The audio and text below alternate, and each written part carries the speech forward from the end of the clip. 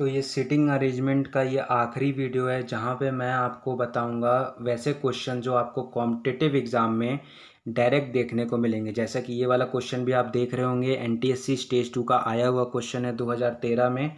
तो ऐसे ही दो क्वेश्चन हम डिस्कस करेंगे जो आप किसी भी, अगर आप एनटीएससी, ओलंपियाड या फिर बैंकिंग, रेलवे के एग्ज़ाम की प्रिपेयर कर रहे हो तो आपको वो ऐसे ऐसे जो क्वेश्चन है वो आपको डायरेक्ट एग्जाम में देखने को मिलेंगे। और हमेशा की तरह ये जो क्वेश्चंस होते हैं सिटिंग अरेंजमेंट के, ये बोनस क्वेश्चन होते हैं डायरेक्शन सेंस टेस्ट की तरह। क्योंकि यहाँ पे जो है आपको एक बार अगर आपको कहानी समझ में आ जाती है और वो अरेंजमेंट अगर आप बना देते हो तो उसके ऊपर जो 3 से 4 क्वेश्चन या फिर 2-3 क्वेश्चन जो भी पूछता है वो आप आसानी से आंसर कर देते हो और वो आपके लिए बोनस साबित होता है।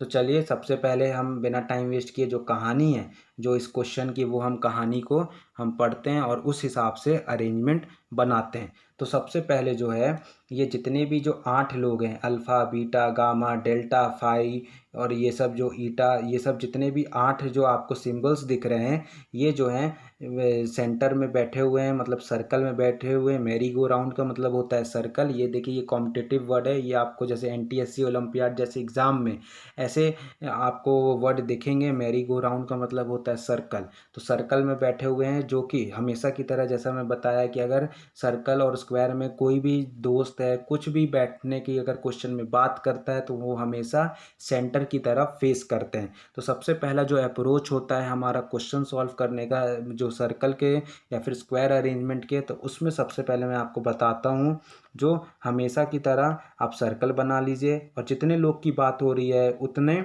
आप इसमें मार्किंग कर लीजिए। तो 8 लोग की बात हो रही थी तो यहाँ पे मैं 8 लोग की मार्किंग कर लूँगा इस तरह से।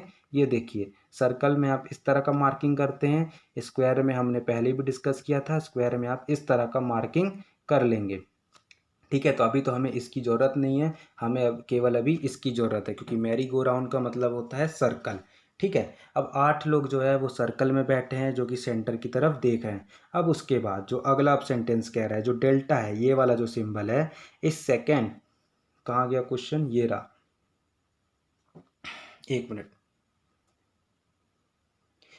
हाँ, जो आपका जो कह रहा है कि जो डेल्टा है is second to the left of eta who is third to the left of alpha. तो आप देखिएगा पहले हम एक एक जो सेंटेंस को तोड़ के हम चलते हैं। तो सबसे पहले जो ईटा है, जो मतलब कि जो डेल्टा है, इस सिंबल को हम डेल्टा बोलते हैं, इस सिंबल को हम ईटा बोलते हैं। ठीक है, जो डेल्टा है वो second to the left of eta.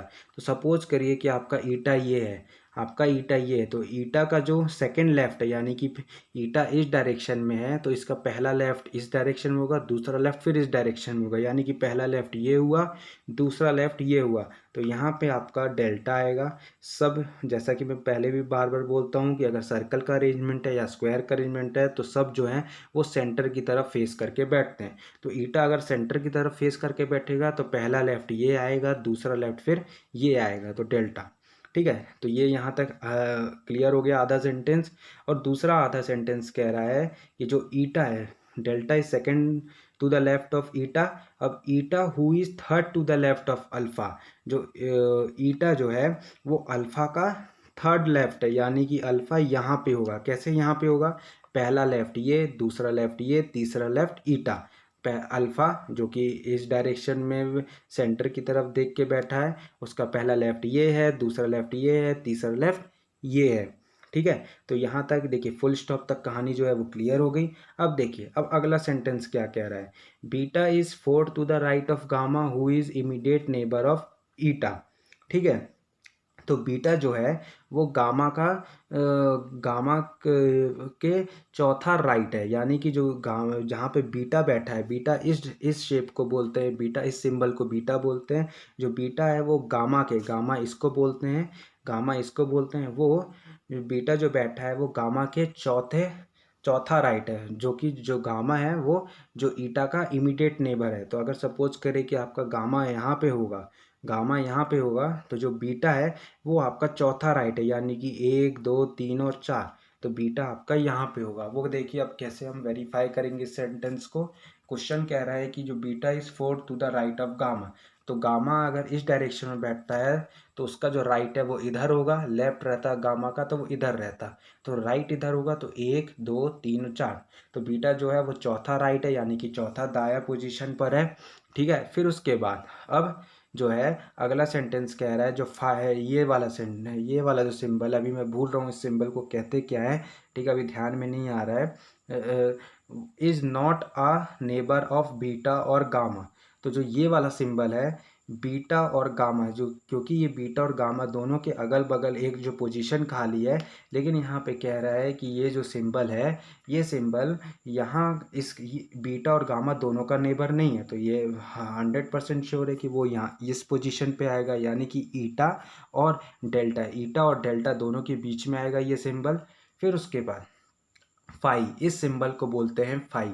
Phi is not a neighbour of beta, तो फाई जो है वो बीटा का तो नेबर नहीं है, यानी कि बीटा का पड़ोसी फाई नहीं है, तो पक्का है जो है कि फाई आपका यहाँ पे आएगा। तो अब कौन सा सिंबल इनमें से बच गया, इनमें से सिंबल आपका ये बच गया एप्सला। एप्सला आपका, इसको एप्सला बोलते हैं, तो एप्सला आपका बच गया, तो एप्सला यहाँ पे आएगा। ठीक है, फिर उसके बाद अब आपका अरेंजमेंट जो है ये बन गया, अरेंजमेंट आपका ये यहाँ पर बन गया। अब उसके बाद नीचे जो अरेंजमेंट बनने के बाद जो क्वेश्चन पूछ रहा है वो आप आंसर कर दीजिए। तो पहला क्वेश्चन है who is third to the left of beta, तो बीटा ये है, बीटा आपका ये है जो कि सेंटर की तरफ देख रहा है। अब इसका थर्ड लेफ्ट क्या है, तो बीटा जो सेंटर की तरफ देख रहा है, ठीक है, इसका लेफ्ट इधर है, राइट इधर है। थर्ड लेफ्ट मतलब कि 1 2 3, 1 2 3, यानी कि एक लेफ्ट दो लेफ्ट तीन लेफ्ट, यानी 5 होगा आंसर। ऑप्शन सी करेक्ट है। In which of the following pair is the first person sitting to the immediate right of the second person. अब देखिए ये क्वेश्चन कह रहा है कि इनमें से कौन से ऑप्शन में जो पहला पर्सन है, हर में आपको दो दो पर्सन दिख रहे हैं, जो पहला पर्सन है दूसरे वाले के राइट में बैठा है, यानी कि सपोज करिए अगर ए ऑप्शन है तो जो ये वाला ऑप्शन है, ये वाला ऑप्शन है ये डेल्टा के राइट में बैठा है। तो एक एक करके ऑप्शन वेरिफिकेशन करते हैं। तो जो पहला ऑप्शन है कि डेल्टा और ईटा, तो जो इसका जो राइट है वो इधर होगा और लेफ़्ट इधर होगा। तो लेकिन जो है जो ये डेल्टा है वो आपका लेफ़्ट में बैठा है, तो ये ऑप्शन गलत हो गया। ऑप्शन बी की ओर चलते हैं। ऑप्शन बी बीटा है। बीटा बीटा जो है जो एप्सला के लेफ़्ट में है, एप्सला के राइट में है। क्यों? क्योंकि एप्सला का लेफ़्ट अल्फ़ा होगा, एप्सला का लेफ़्ट लेफ़्ट अल्फ़ा और एप्सला का राइट बीटा, तो ये ऑप्शन बी करेक्ट है। तो आगे दो वाले ऑप्शन भी वेरीफाई कर लेते हैं, ईटा और बीटा। ईटा और बीटा का कोई सवाल ही नहीं है, क्योंकि ईटा और बीटा जो है वो काफ़ी दूर है। और इसमें भी अगर आप वेरीफाई कर लीजिए तो बीटा अगर ये है तो बीटा का राइट उस तरफ होगा और लेफ़्ट इधर, तो जो लेफ़्ट है वो ईटा होना चाहिए, मतलब कि लेफ़्ट जो है वो यहाँ पे आना चाहिए। लेकिन ये तो ऑप्शन ऐसे ही डिस्क्वालीफाई हो गया। फाई और ये मतलब कि ये जो ऑप्शन है ये और ईटा, तो ये और ईटा में ये देखिए ये जो ईटा का जो राइट जो है, ईटा ये है सेंटर की तरफ बैठा है, राइट आपका गामा होगा, लेफ्ट आपका ये होगा, तो ये वाला ऑप्शन भी गलत है। तो ये बी ऑप्शन सही है। बी कैसे करेक्ट है एक बार फिर से बता देता हूँ। जो ये एप्सला है, एप्सला का जो राइट है वो अल्फ़ा है, लेफ्ट जो है वो बीटा है। तो ये जो बीटा जो है एप्सला का जो लेफ्ट है वो अल्फ़ा है, जो राइट है वो बीटा है, तो ये जो है ये करेक्ट है। फिर उसके बाद जो तीसरा पोजीशन, जो तीसरा क्वेश्चन है, what is phi position with respect to, ये वाला इस सिंबल का पूछ रहा है। जो फाई का सिंबल है, जो फाई का जो पोजीशन है विथ रिस्पेक्ट टू, इसके रिस्पेक्ट में पूछ रहा है, तो क्या होगा इसके रिस्पेक्ट में क्या है, ये इस डायरेक्शन में इसका राइट की तरफ फाई है, तो 1 2 3 यानी कि थर्ड राइट, तो थर्ड टूवर्ड्स राइट, ये ऑप्शन ए करेक्ट होगा। फिर उसके बाद who is sitting between alpha and beta, alpha और बीटा के बीच में कौन है, तो एप्सला, तो ओनली एप्सला, ये सी ऑप्शन करेक्ट है। How many of them are sitting between gamma and beta, gamma ये रहा, बीटा ये रहा, गामा और बीटा के बीच में कितने आपके लोग बैठे हैं, तो इधर से गिनिए तो 1 2 3, इधर से भी गिनिए तो 1 2 3, तो गामा और बीटा के बीच में 3 लोग बैठे हैं, तो ऑप्शन डी करेक्ट है।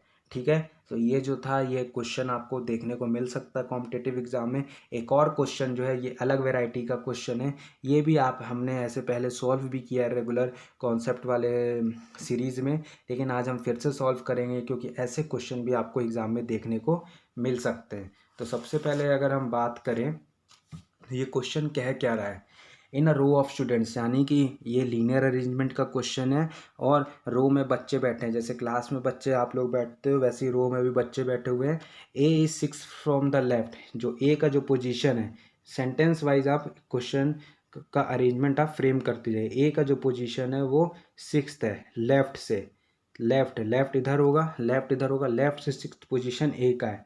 उसके बाद and B is 10th from the right, तो बी का पोजीशन जो है वो 10th है, कहाँ से, राइट से, राइट से बी का पोजीशन, यानी कि दाई ओर से जो बी का पोजीशन है वो 10th है, ए का जो बाई ओर से पोजीशन है वो 6th है। If there are 8 students between A and B, A और बी के बीच में, यानी ए और बी के बीच में 8 स्टूडेंट्स हैं, यानी कि 8 बच्चे जो हैं ए और बी के बीच में, ठीक है। Then total number of students पूछ रहा है, टोटल नंबर ऑफ स्टूडेंट्स। तो सबसे पहले ए का जो छठवां पोजीशन है लेफ्ट से, तो यानी कि ए के इधर 5 बच्चे होंगे, ठीक है, ए के इधर 5 बच्चे होंगे। और जो बी का जो पोजीशन है वो राइट से 10th है, यानी कि बी के इधर राइट साइड, यानी कि दाई और 9 बच्चे होंगे। तो आपके टोटल नंबर ऑफ बच्चे पूछ रहा है, टोटल नंबर ऑफ स्टूडेंट्स कितने होंगे, तो 5 प्लस ए का पोजीशन 1 प्लस 8 बच्चे प्लस बी का पोजीशन 1, ये देखिए आपको दिख नहीं रहा है, 5 प्लस ए का पोजीशन 1 प्लस 8 बच्चे प्लस बी का पोजीशन 1 प्लस 9, तो ये कितने हो गए, जोड़ लीजिए, प्लस 5 प्लस 1 6, 6 प्लस 8 14, 14 प्लस 1 15, 15 9 24, तो ये 24 स्टूडेंट्स आपके क्लास में हैं जो कि रो में बैठे हैं, तो ऑप्शन भी करेक्ट है।